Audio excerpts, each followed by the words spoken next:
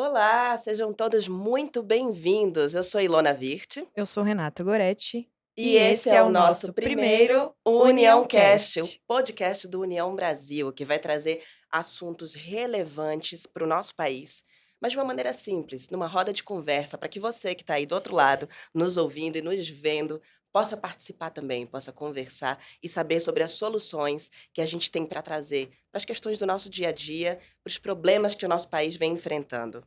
Hoje nós temos 2 convidados mais do que especiais. Eu quero dar as boas-vindas a João Wesley. Tudo bem, João? Olá, prazer estar aqui com vocês. Que bom. O João é bacharel em direito, psicólogo clínico com especialização em neurociências e servidor do TJDF. E a Sandra Farage é pastora, foi a deputada distrital mais bem votada de Brasília e atualmente é presidente do União Brasil Mulher e candidata a deputada distrital. A gente abre o nosso União Cast dizendo bem-vinda, Sandra. Muito obrigada, Iloná, Renata, prazer estar com o João, que é um poço de conhecimento, né, que transmitiu para nós tanto envolvimento com uma área sensível que precisava de respostas que muitas vezes nós não temos, né. Prazer estar com vocês aqui. Que bom. Bom, nosso primeiro União Cast hoje, né, Renata? Estamos abrindo nossa estreia com 2 convidados especiais demais, né, Ilona? Demais. Então a gente vai falar hoje sobre um tema de muito interesse social, mas a gente vai abordar por um outro prisma, uma outra visão.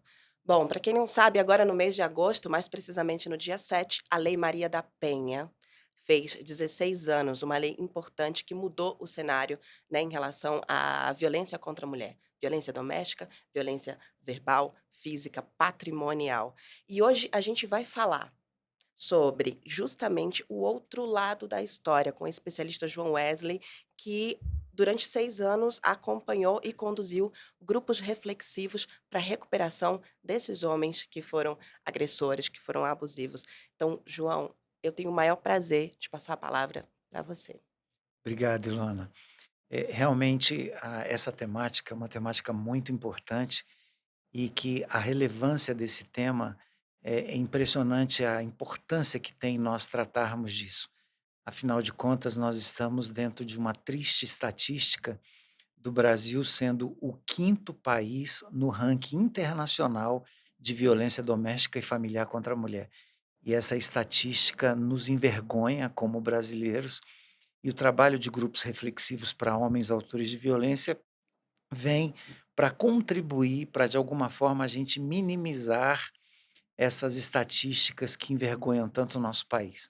Trabalhar com um homem que comete violência doméstica contra a mulher é tão importante como dar acolhimento à vítima.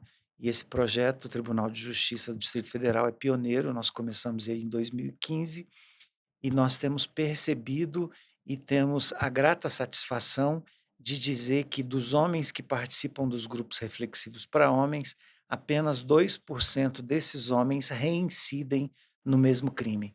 Isso mostra a efetividade do projeto e a importância de se trabalhar com os homens agressores também. E, João, você pode explicar para a gente como que o Tribunal de Justiça do Distrito Federal desenvolve esse projeto? Ok, os grupos reflexivos para homens autores de violência doméstica e familiar, eu preciso falar inclusive do advento da Lei 13.984.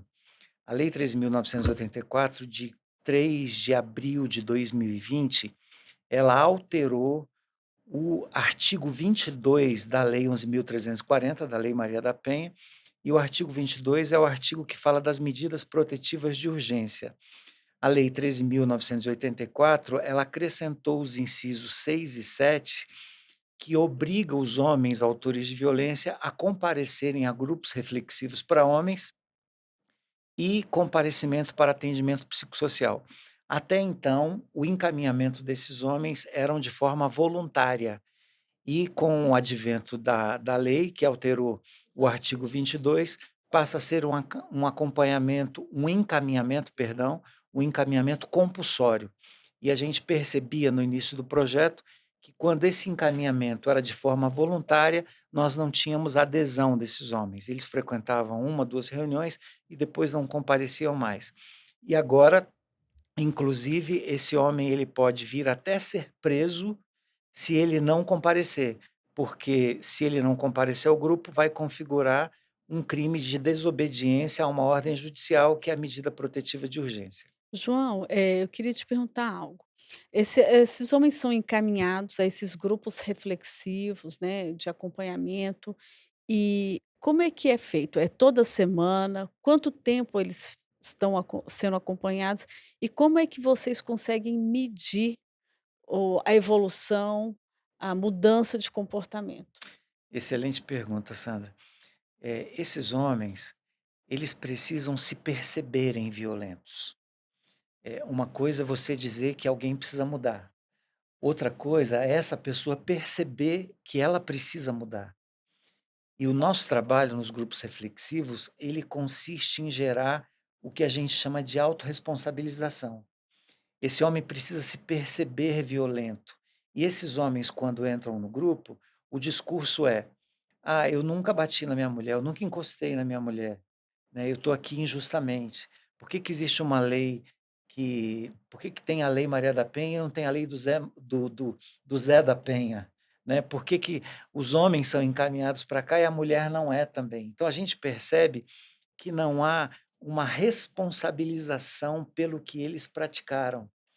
E hoje os grupos reflexivos para homens, eles estão assim, eh, em alta, digamos assim, né, o judiciário reconhece a importância que qualquer denúncia o juiz costuma encaminhar via medida protetiva.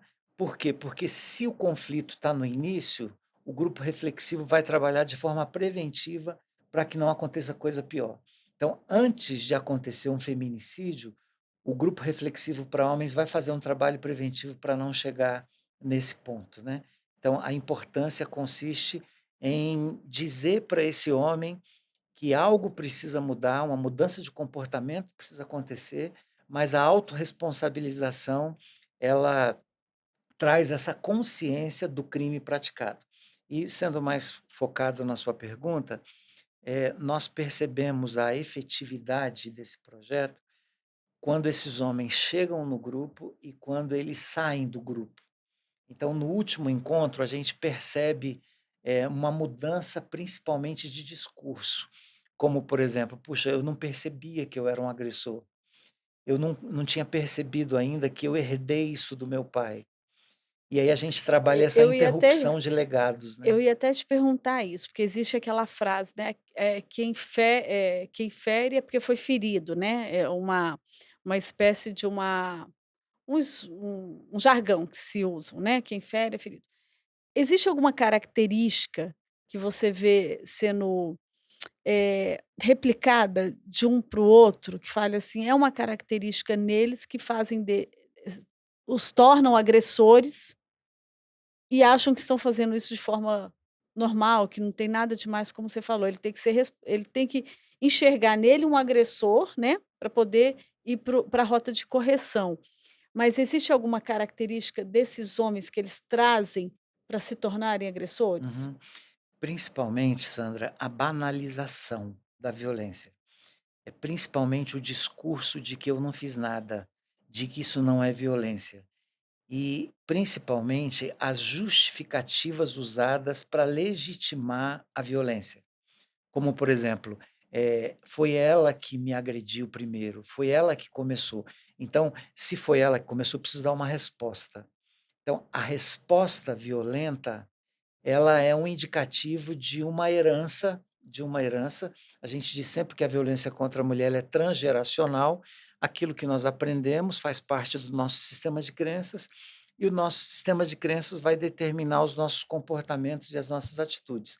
É esse legado violento que nós precisamos de interrompê-lo. João, você falou sobre o processo de autorresponsabilidade do agressor, para ele entender por que que ele chegou lá, como que ele se responsabiliza por essa agressão. E aí eu queria que você explicasse um pouco sobre a diferença entre essa justiça restaurativa, que é o que o projeto propõe, e a justiça punitiva, por favor. Ok, Renata. A justiça punitiva é a justiça que comumente nós vemos. Então, alguém comete um crime e vai ser preso para pagar esse crime, né. Só que, na prática, a gente percebe hoje que o nosso sistema penitenciário Esses homens, eles entram de um jeito e saem muitas vezes pior do que eles Muito entraram. pior, muito pior. É muito comum, inclusive, nós ouvirmos ameaças de homens a mulheres que dizem assim: "Olha, se você me colocar na cadeia, quando eu sair eu te mato", E a cadeia acaba sendo a famosa escola do crime, né. por aí. E a justiça restaurativa, ela entra na mudando uma cultura que só a justiça punitiva resolve um problema. Uma prisão não resolve um problema, uma decisão judicial não resolve o problema. E a prova disso, Renata, é que, um discurso que comumente nós ouvimos das próprias vítimas, é que quando elas denunciam, elas não querem que os seus companheiros sejam presos. Elas querem que Interessante. eles mudem de comportamento. Claro. A Então gente ouve inclusive discursos, assim, de vítimas dizendo assim: "Excelência, eu não queria que ele fosse preso, eu queria que ele ganhasse um corretivo", né, lembra dessa então, palavra? a justiça punitiva, só interrompendo um pouco, ela não traz o resultado da justiça restaurativa, né. Uhum. A justiça restaurativa é ela que é a responsável para quebrar esse ciclo, né, de reincidência em todas as ações da agressão. É isso. Exatamente. E nós temos a Nova Zelândia, que é modelo internacional de justiça restaurativa, e o Brasil hoje já copia esse modelo, né, no próprio Tribunal de Justiça do Distrito Federal, nós usamos a justiça restaurativa para alguns casos. A ideia da justiça é não ter apenas o viés punitivo, mas o viés de uma recuperação, de uma restauração. Às vezes a restauração ela deve acontecer e o sistema punitivo, apesar de ser pedagógico, apesar de ser necessário, porque em determinados casos a prisão é pedagógica, nós, encontramos discursos nos grupos, diferentes. Por exemplo, tem um homem que é um agressor contumaz, para ele a prisão não faz diferença. Mas para um homem que nunca foi preso, se ele passar um dia na prisão, ele vai entender como é que é lá, ele diz assim: "Eu nunca mais quero voltar".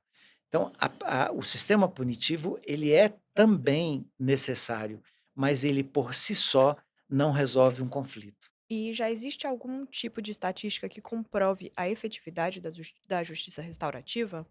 A Em relação, como eu falei aqui, aos grupos de homens, apenas 2% reincidem no mesmo crime dos homens que participam desse grupo. Mas a ideia da justiça restaurativa é trabalhar todo um contexto aonde a violência e o crime acontece. Então, por exemplo, uma pessoa que furta alguém, no sistema punitivo ele vai pegar alguns meses de prisão ou coisa assim. Na justiça restaurativa, ele vai ter que trabalhar e ressarcir o prejuízo que ele cometeu para aquela pessoa.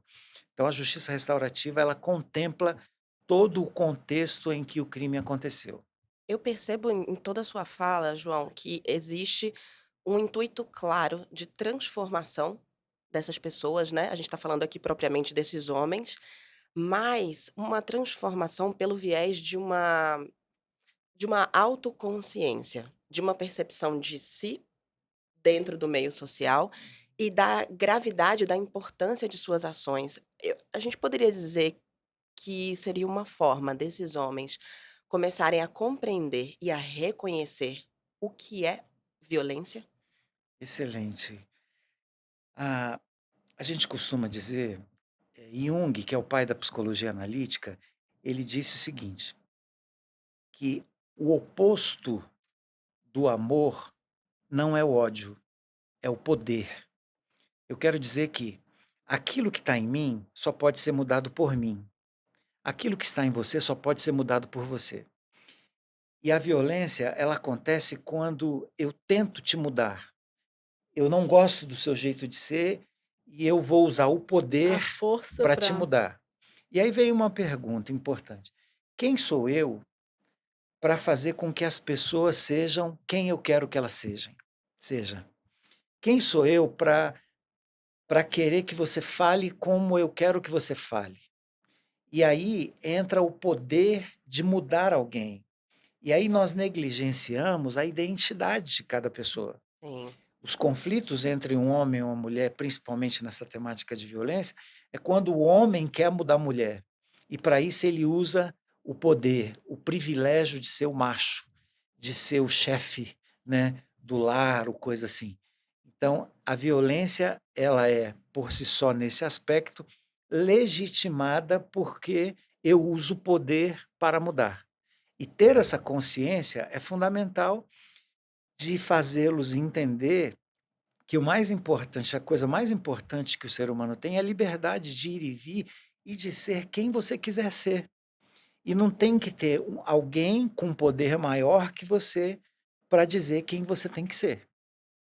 E, João, desse percentual que você passou de indicativo que se recupera e não se recupera, 2% você falou que não é recuperável, né, que não são recuperados. O que que Perdão, é perdão, Sandra, 2% não reincidem, não não volta a reincidem? praticar o mesmo crime. 2% não voltam S a praticar o mesmo sim, crime? sim, mostrando a efetividade do Não, projeto. então noventa Eles e oito podem por cento voltam a praticar? não voltam. Não, 98% não voltam. E Eles podem dois por praticar cento, outros crimes, mas de sim, violência contra a mas mulher, 2% voltam. sim.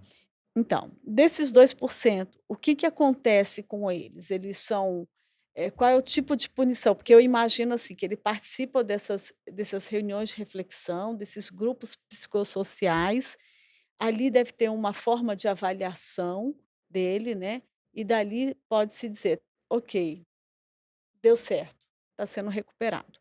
2% não vai ter esse ok, não vai ser recuperado. Qual que é o destino desses 2%? Ok, excelente pergunta, Sandra. Ah, primeiro é importante esclarecer que não são todos os homens que são encaminhados para os grupos reflexivos, tá? Os crimes mais graves, eles não são. Violência sexual, por exemplo, não entra, Ah, não? não entra.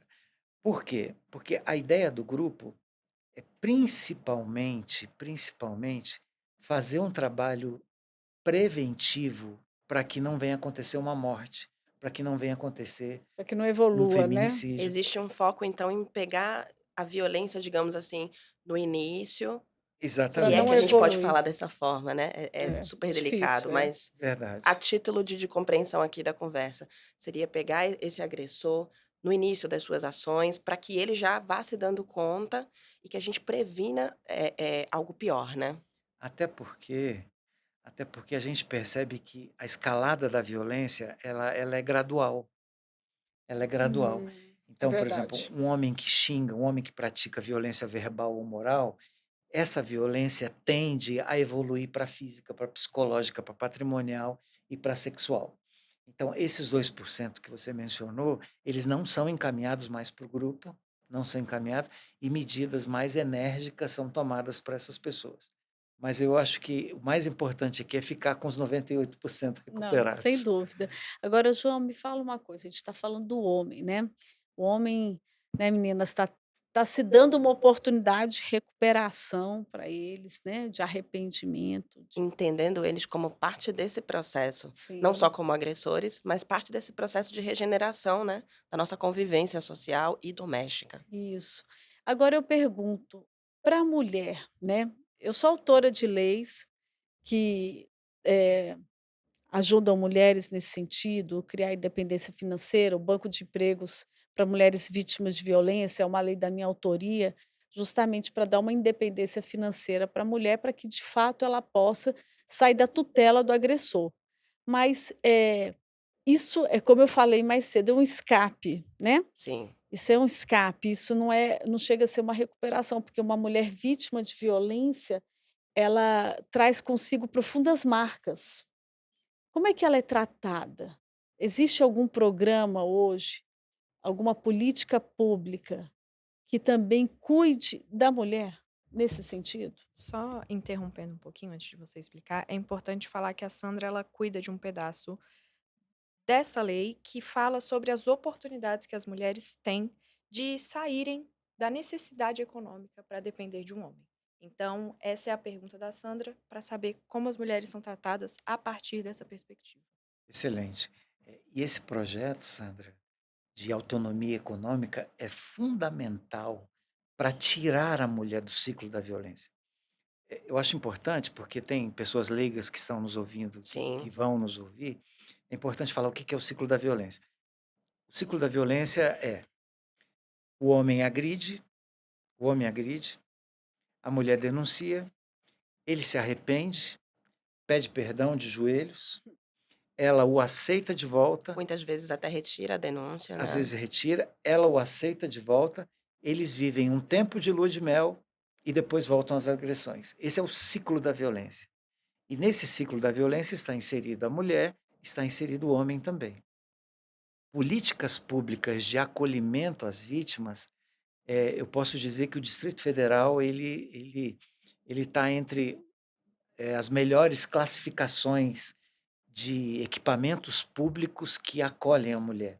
A prova disso é que no Distrito Federal, o Distrito Federal é a unidade da federação aonde existem mais juizados especializados de violência doméstica e familiar contra a mulher. No Distrito Federal, nós temos 20 juizados. E temos o projeto Provida, né, da Secretaria de Justiça, se eu não me engano, ele também cuida dessa Tem o questão, Provida, tem o Provítima, Provítima. que o Não é Provítima Provida não, é Provítima. o Provítima é um programa da Polícia Militar com o Tribunal de Justiça que faz o monitoramento das medidas protetivas de urgência. Então, o juiz, ante a gravidade do conflito, ele aciona o Provítima, que faz o acompanhamento para saber se o agressor está cumprindo a medida protetiva de urgência. Se a tornozeleira eletrônica está ligada, eu trabalho, por exemplo, no balcão virtual e eu monitoro, por exemplo, o uso da tornozeleira eletrônica. Então, quando, o agressor está com uma tornozeleira e ele tem um desvio de conduta, ou desliga, ou acaba a bateria da tornozeleira, a gente é acionado e o Provítima vai lá para saber o que está acontecendo. Então, essas políticas, Sandra, elas são assim fundamentais porque garante à vítima aquilo que ela não consegue fazer.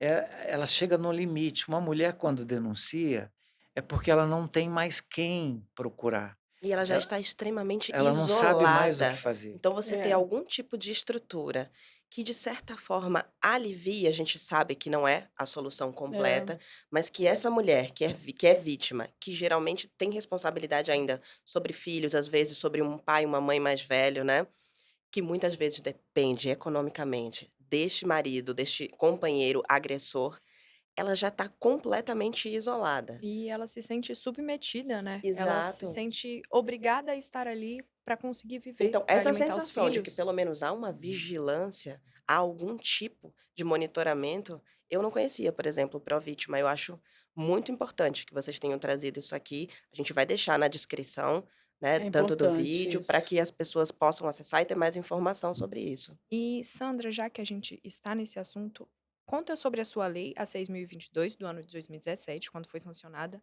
Ela é um banco que assegura emprego para as mulheres que são vítimas de violência? Então, é um banco de empregos para mulheres vítimas de violência, justamente, ligado a programas, né, vamos dizer, a pessoa é vítima comprovadamente, passou por algum programa, e o GDF, tanto os cargos comissionados, quanto do legislativo, do executivo, do judiciário, um percentual ali tem que ser destinado a essas mulheres.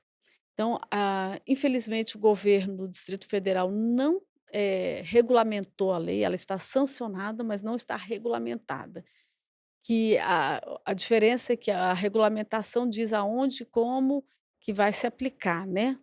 Ela existe hoje no Ministério Público, se eu não me engano, ele já destina um percentual, na Câmara Legislativa também destina um percentual para essas mulheres, mas é um percentual bem baixo, mas é o início de um novo tempo, é o início de uma forma diferente de dar oportunidade às mulheres. Então a gente está ainda nessa luta para que ela, de forma geral, seja regulamentada e seja implementada, porque onde a gente vai é engraçado, João, eu acho que vocês todas também talvez tenham a mesma experiência que eu tenho. Eu vou em muitas reuniões, 90% das reuniões que eu vou nas comunidades são com mulheres, elas com os filhos, 90% é mulher. A mulher atende muito mais a esse chamado para o diálogo, para a conversa, para a Exato. participação, né. E aí você pergunta assim: "Alguém aqui conhece uma mulher vítima de violência que se mantém com o agressor,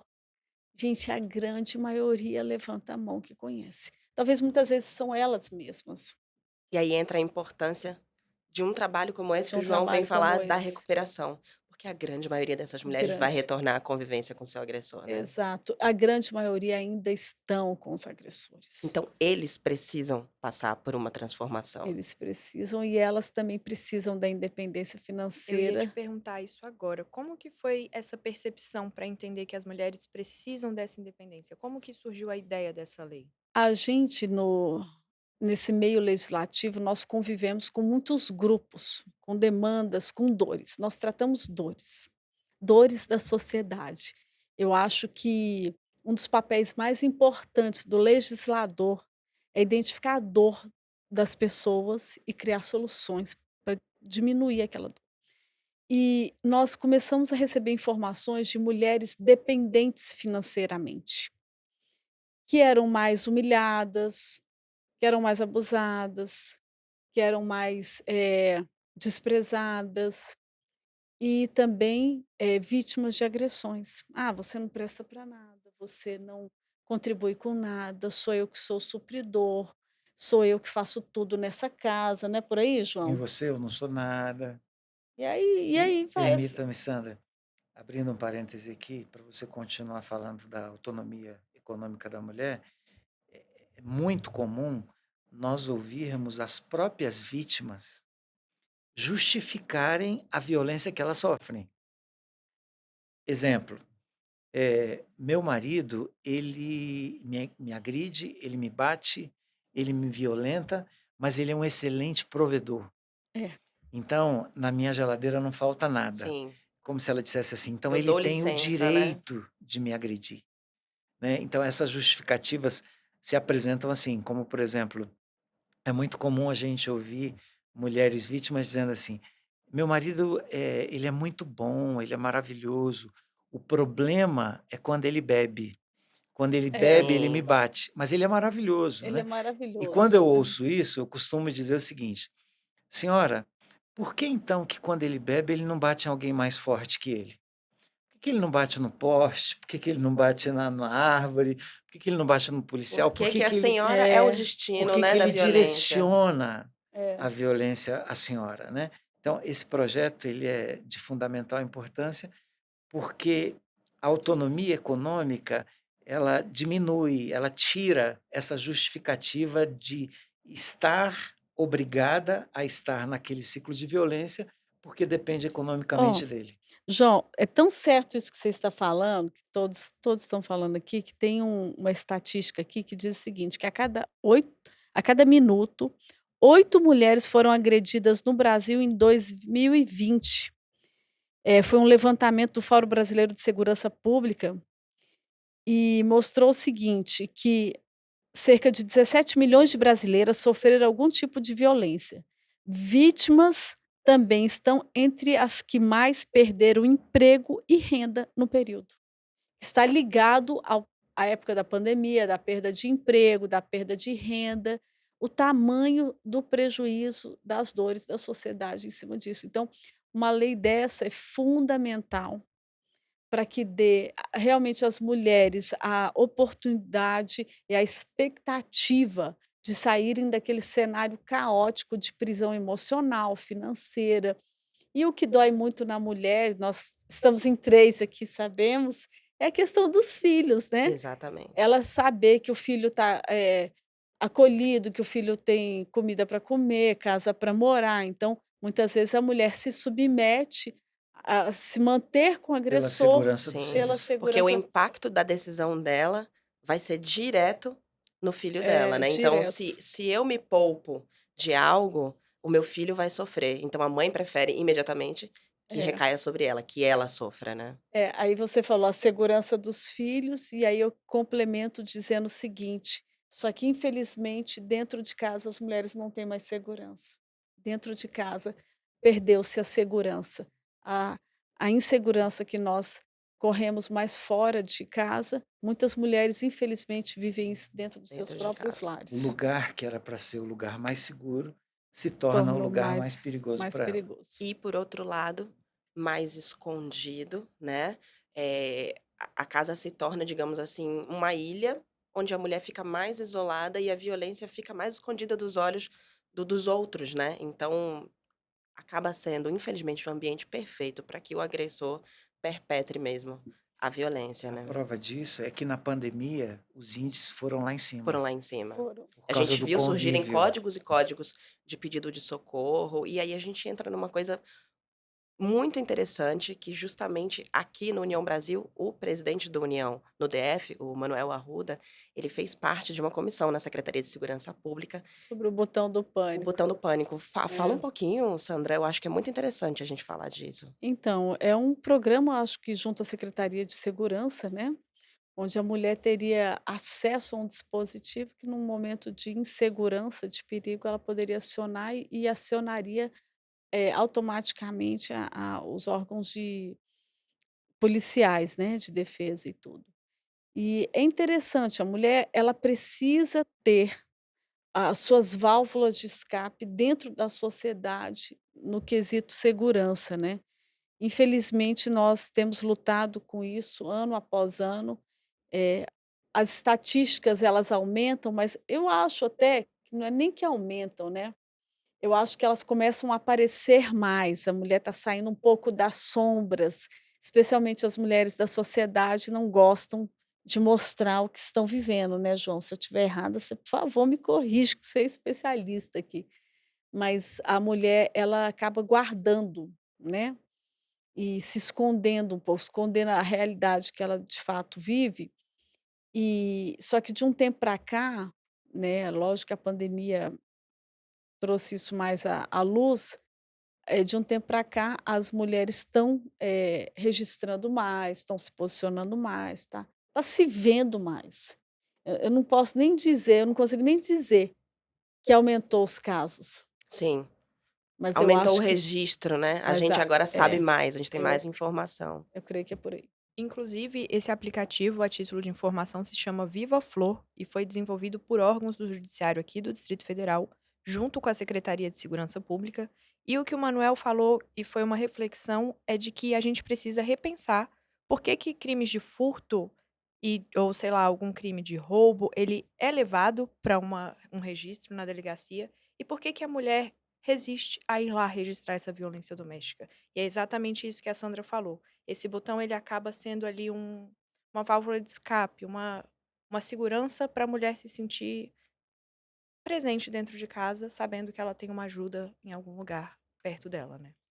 Renata, só fazendo menção que você falou do Viva Flor, o Viva Flor é o botão do pânico, é o nome do botão do pânico em Brasília, Sim, que é uma Uhum. parceria do TJ e da Secretaria de Segurança Pública. E eu acho importante falar sobre essa questão, e um discurso bem comum, e a gente ouve em quase todos os grupos de homens, é o questionamento de que hoje a mulher ela está mega amparada sim, e os homens são esquecidos, os homens não são vistos.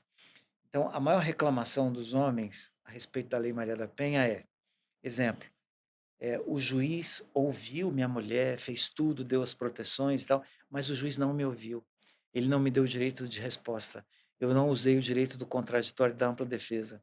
Né? E essa é uma pergunta clássica. E isso gera uma revolta nesses agressores. sim, claro. E aí a gente trabalha isso como? É importante esses homens entenderem que hoje no nosso país, o fato de se nascer mulher já é nascer em risco. Espera aí, João, como é que é isso? Que história é essa? Por que que as mulheres têm mais privilégios? Tá bom, eu vou fazer uma pergunta para você usando aquela encenação que às vezes a gente faz no grupo. Tudo bem. Deixa eu te fazer uma pergunta, João, Manuel, Joaquim. Você tem medo de sair à noite na rua e ser estuprado? Que isso, João? Jamais, né? Nem passa pela cabeça. Nem passa Nem pela minha passa. cabeça. De repente um assalto, mas não estou. Não estou. Exato. Segunda pergunta. Se você estiver andando sozinho na rua, na sua cidade, e uma mulher estiver indo em sua direção, você pega o beco? Você desvia? Claro que não. Pois é. Se você perguntar isso para uma mulher, ela vai dizer sim. Eu tenho medo. Por quê? Porque nascer mulher já é nascer em risco. Nós, homens, temos privilégios que as mulheres não têm. E a lei existe justamente para tentar minimizar essa As diferença fragilidades, dos né. riscos que as mulheres correm ao nascer.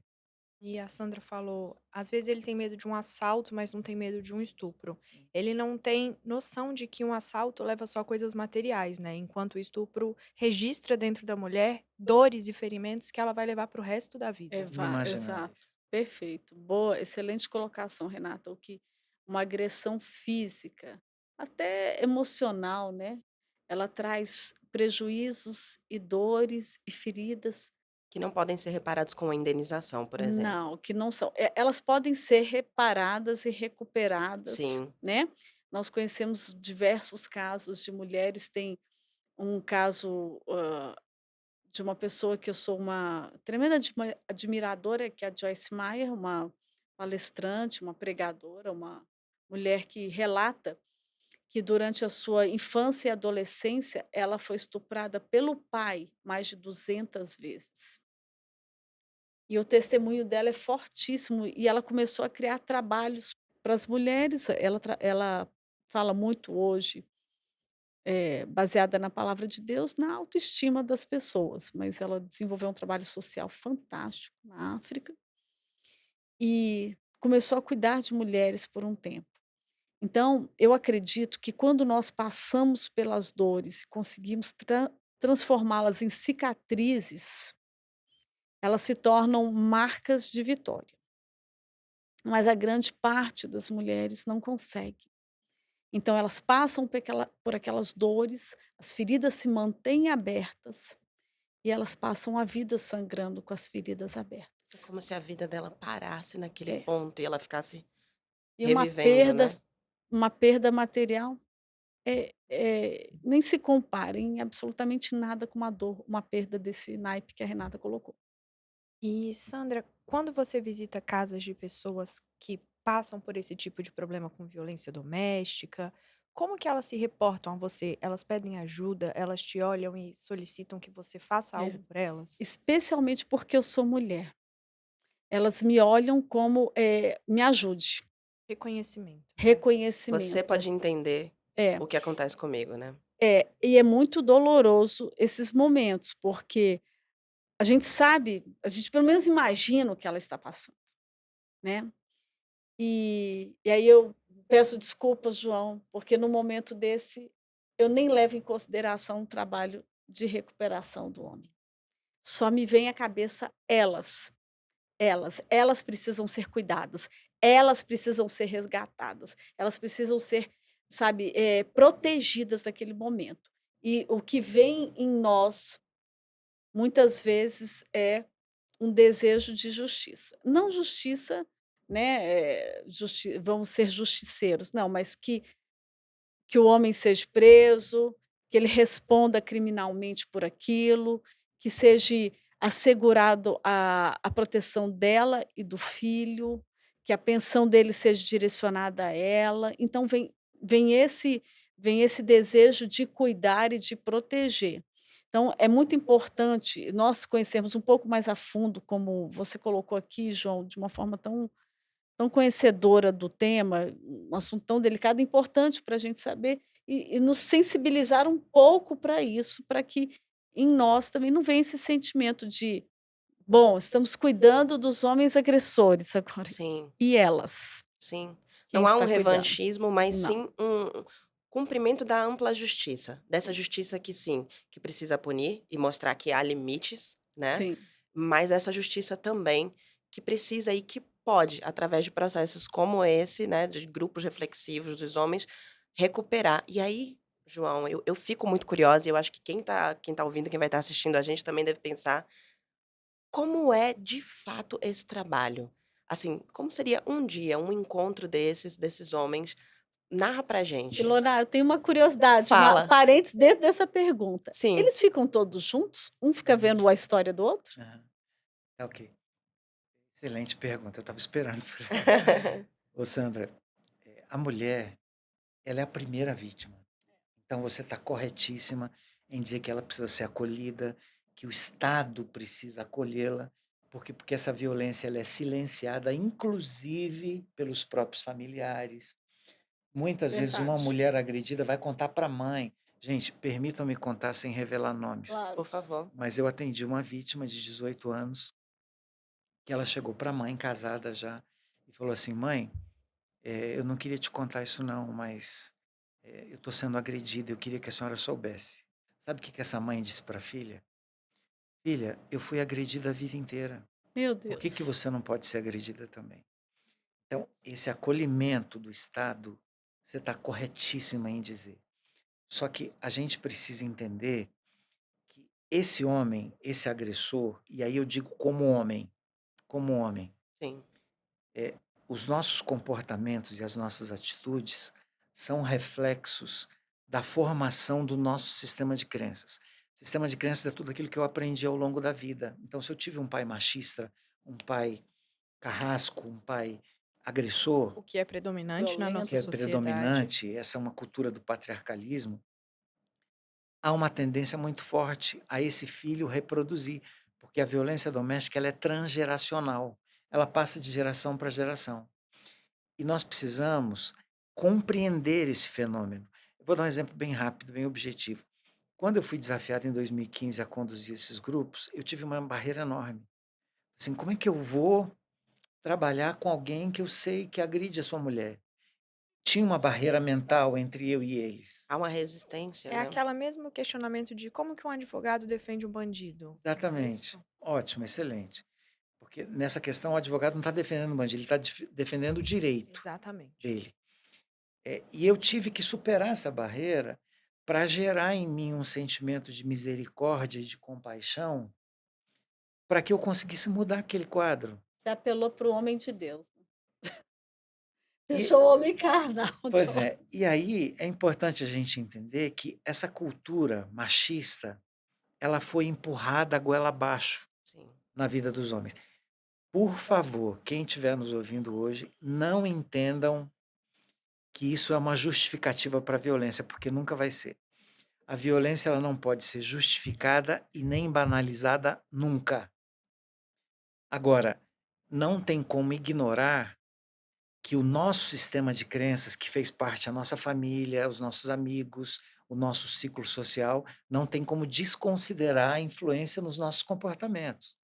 Então, por exemplo, esses homens, eles foram criados, por exemplo, a reprimirem seus sentimentos. É muito fácil ver um pai dizer para o filho assim: ó, para de chorar porque isso é coisa de mulherzinha. Homem que é homem não chora.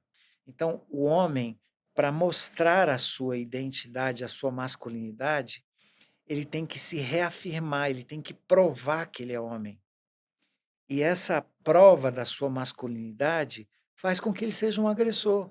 Por quê? Porque a violência precisa legitimar para ele, na mente dele, o fato dele ser homem. sim. Então eu tenho que me impor, homem que é homem não chora, homem que é homem tem que pegar todas. Faria parte da característica básica da identidade dele como homem masculino, né, ter determinadas ações e atitudes que partem de uma Que mostram agressividade, né, que força, mostram né. Essa força. força. Por isso que é importante falar o seguinte: os homens que matam mulheres também se matam. Sim, De cada 10 suicídios hoje no Brasil, 8 são de homens. 8 são de homens. Por quê? Porque os homens se expõem mais ao perigo para mostrar que eles são homens. nós estamos E falando de seres humanos completos, tão completos quanto as mulheres, com os 2 lados da moeda, a força, mas também a fraqueza, a fragilidade também. Por isso a necessidade de um apoio também desse outro lado, né. isso assim, a gente precisa trabalhar. Por isso que eu louvo esse trabalho aqui, porque a gente precisa mostrar para esses homens que existe um equilíbrio. Esse discurso misógino, eu fiquei até arrepiado quando eu ouvi essa frase. Tem uma frase dos Mariners americanos, a elite das forças dos Estados Unidos, sabe qual é um dos gritos de guerra deles? Para formar-se um grupo de homens, nós temos que matar a mulher que existem neles. Então, assim, Nossa. quando a gente ouve essas coisas, os homens foram criados assim, tendo que provar que é homem. Homem que é homem não chora, isso é coisa de mulherzinha. E a misoginia, o que que é misoginia? É o ódio pelo feminino, que é expresso nessas frases. Será assim, eu vou Vou contrapor um pouquinho, né. Eu sei que é uma frase que, tem um impacto grande dentro de nós, mas eu estou acostumada a lidar com esse meio militar. E o que eu vejo deles é que eles todos os dias têm que se superar Sim. em sua força, em sua capacidade Em de poder dar a sua própria proteção, vida pelo outro, né. especialmente. O qual é o grande apelo de um militar, e eu falo de, eh, justamente dessa parte mais de elite. Eles são treinados desde novo, são projetados para o quê? Para protegerem. Tem dentro deles a proteção. E eu entendo essa frase, João, não querendo, contrapor o que você fala, como o seguinte: a mulher ela precisa ser protegida, ela é frágil. Se houver fragilidade dentro de mim, homem, se tiver uma fragilidade dentro de mim, homem, eu não vou conseguir dar a proteção necessária que a Renata quer. Eu não consigo ver essa frase como ódio, um sentimento de ódio do vamos matar a mulher. Não, mas vamos tirar a fragilidade, porque a mulher é um pouco mais frágil, precisa de mais proteção. Eu consigo enxergar dessa maneira, e como eu lido muito com esse meio militar, eu sei o tanto que é exigido deles. Sim. Que sejam capazes de proteger, sejam capazes de superar, sejam capazes de superar dores, para que eles possam estar ali cuidando da nação. Eu queria só fazer essa colocação, eu acho que é interessante, porque o João é homem, ele tem essa sensibilidade, eu mulher tenho uma Ao sensibilidade passo diferente, que diferenciada. a mulher, ela também não pode se mostrar forte, ela não pode se mostrar empoderada, porque ela tá ali indo contra toda essa A sentimentalidade e essência, né. fragilidade que É, se tem, né. A gente é. quando se coloca forte, empoderada, impositiva, se mostra grossa ou mal educada. Passa alguma outra impressão, né. Exatamente. Eu acho importante, eu estou assim, encantado com essa A discussão, gente sabe que é um tema que não se e esgota tão rápido, pois é, né. e uma das coisas, por incrível que pareça, eu gosto quando alguém discorde de mim, Olha, eu porque fico com medo, mas é, eu Não, mas senão a gente não tá tendo uma conversa rica de verdade, é exatamente. preciso contrapor É aqui porque eu as lido, ideias. sabe, João, eu sei como é que eles são formados. Eu digo, Sandra, e com todo respeito, porque eu acho o seguinte, se eu penso diferente de você, significa que eu tenho a aprender com você e você comigo. Então, Perfeito. os pensamentos divergentes, eles podem ser convergentes a partir de uma leitura de troca de saberes. Quando a gente concorda com todo mundo, para mim tem alguma coisa E errada. a Tem. conversa ia ter acabado Então, já. exatamente. Então, assim, obrigado por me provocar assim de forma tão respeitosa como você E fez foi nesse aspecto. nesse ponto que a gente trouxe você olhando o lado das mulheres e desculpa, você olhando o lado dos Os homens e homens. a Sandra olhando o lado das Aham. mulheres, justamente para vocês convergirem em ideias Claro. opostas. E isso é maravilhoso desde que seja de forma respeitosa, né. Essa questão, quando você fala, assim, da fragilidade da mulher, o homem, ele não pode mostrar essa fragilidade. Não. Então, Sim. essa visão da mulher frágil,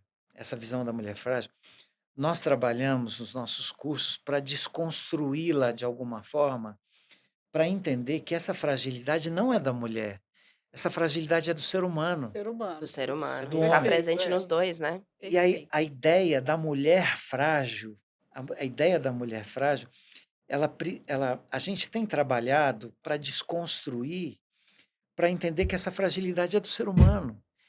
E como o homem, culturalmente, socialmente, foi construída a ideia de que ele não pode ser frágil, mas ele é frágil, Verdade. né. Gente, permita-me contar uma coisa aqui, Uhum. pessoal minha, que se brincar eu posso até me emocionar. Eu já contei isso em palestra e me emocionei e parei. Mas eu cheguei para o meu pai certa vez e falei assim: "Pai, por que que você nunca disse que me amava?" Fiz essa pergunta do nada para ele. "Pai, por que você não me Você era abraça?" criança ainda, João? Calma aí que eu estou controlando Ele está aqui se as controlando. minhas emoções para Eu já me contar isso. identifiquei, já tô me emocionando também. Todo mundo Pois pode se é. emocionar, gente, "Pai, tá por que você nunca me deu um permitida. beijo, um abraço?" Sabe o que meu pai me falou? "Para com isso, cara. Isso é coisa de mulher, mulher que fica pedindo abracinho, eu te amo, eu te amo, eu te amo." Eu me calei. Eu entendi que aquilo era um legado, só que eu tinha vontade de me casar, de ter filhos, como eu tenho 3 filhos hoje, e eu entendi que havia necessidade de uma interrupção de legados ali. Por quê? Porque a fragilidade não podia ser demonstrada, o afeto, porque o homem ele vai reprimindo esses sentimentos e vai se transformando numa panela de pressão. Na psicologia, a gente chama isso de gestão das emoções. Então, tudo que eu guardo, um dia pode vir à tona. E aí eu não quero estar perto quando isso acontecer. Sim.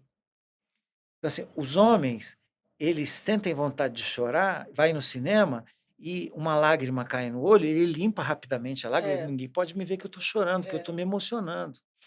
E esses sentimentos reprimidos, quando eles saem em forma de violência. Agora, você sabe que parte disso, João, eu acho, eu atribuo a nós, né. Nós mulheres, nós queremos estar do não sei vocês, né, eu vou aproveitar e pegar a opinião de vocês. A gente gosta de estar do lado de homens fortes. Eu pelo menos tenho isso, que eu me sinta protegida e que vá sair comigo, não vai se assustar, se ver uma pessoa estranha passando, mas que vai me dar uma sensação, pelo menos eu vou ter uma sensação de proteção. Interessante você falar isso, né, não são só os homens que impõem isso aos outros homens. Não, a A gente também mulher quer. também, muitas vezes, não vamos É, dizer que são todas, mas não muitas são. vezes busca isso, né. Busca não um homem agressor, um homem Sim, violento, mas um homem que que transpareça, transmita, né. essa coisa: "Ó, eu vou ser o seu supridor, o seu protetor, o homem que vai estar lá cuidando de tudo, pode ficar tranquilo, você tá".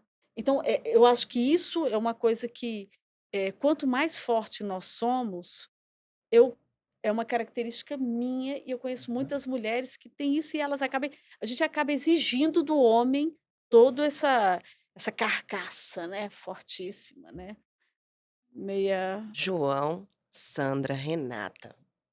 O nosso primeiro União Cast não deveria acabar eu agora, eu também sei acho. disso. Eu sei que Nossa, eu tenho muito mais a coisa gente para está falar falando aqui. sobre ser humano, a gente está falando sobre homem, sobre mulher, sobre as relações base da sociedade, base da família, né. E a gente tocou num pontinho super delicado, justamente dessa relação entre o homem e a mulher. E eu fico muito feliz que a gente possa ter abordado, o cuidado, a recuperação, a oportunidade de um homem transformado, no caso de um homem agressor, também o acolhimento e o suporte necessário para a mulher. Fico É, muito feliz que o União tenha esse tema como um tema caro, importante, relevante. e eu fico triste da gente ter que encerrar. A Já gente acabou? encerra hoje, mas eu convido aos 2 e Sandra, quando quiser estar aqui de novo para falar sobre mulheres, sobre luta e força, os microfones estão sempre abertos. Muito obrigada, Renata, Iloná, João, foi maravilhoso estarmos juntos aqui. Tem tempo de umas considerações Tem finais? sim, por favor. Bem rápido. E novamente, né, como foi rico isso aqui. Essa questão, por exemplo, de ter: "Ah, eu sinto necessidade de ter um homem forte". Excelente, é uma questão Sim, pessoal da Sandra que é altamente respeitável isso. Eh, Se a gente pode dizer, eu gosto muito da palavra de desconstruir, que é desconstruir, é fazer de novo aquilo que foi feito errado. É passar a ideia de que essa força tem que estar nos 2, não tem que estar em um, não tem que estar em outro, porque e eu digo isso não é por uma questão pessoal minha, todos os estudos, a academia hoje consegue se inclinar e reconhecer o papel socialmente construído do homem e da mulher. Eu vou dar um exemplo disso, por que que a mulher nasce em risco. Exemplo, um homem que pega todas as mulheres, como é que a sociedade vê? Como pegador, como cara empoderado, como isso. E a mulher ela é vista da pior Da forma é um pior possível, reforço maneira, mas o isso. negativo, homem sempre claro. sai bem. Então vamos lá, filho mal educado é culpa da mãe. Sim. A maioria das separações de casais, a culpa é sempre da mulher. A mulher nasce ou não nasce em risco? Nossa. Não para por aí não. A mulher, ela tem essa coisa maravilhosa que Deus criou, que é o ser feminino, mas essa visão de igualdade a gente precisa trabalhar. Não uma igualdade de gêneros, por exemplo. Não estou falando de igualdade.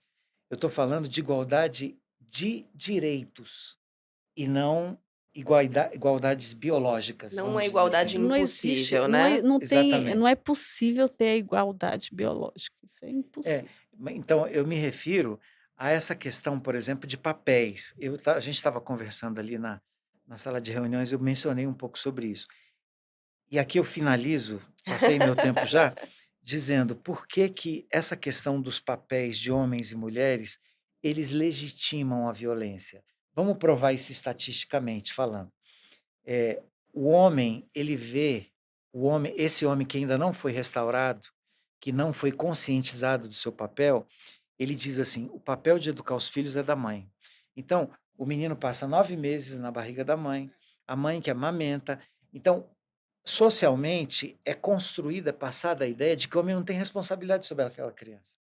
Eu mencionei ali, Sandra, que uma pesquisa numa penitenciária masculina nos Estados Unidos, ela disponibilizou cartões alusivos ao Dia das Mães para os presos mandarem para as mães.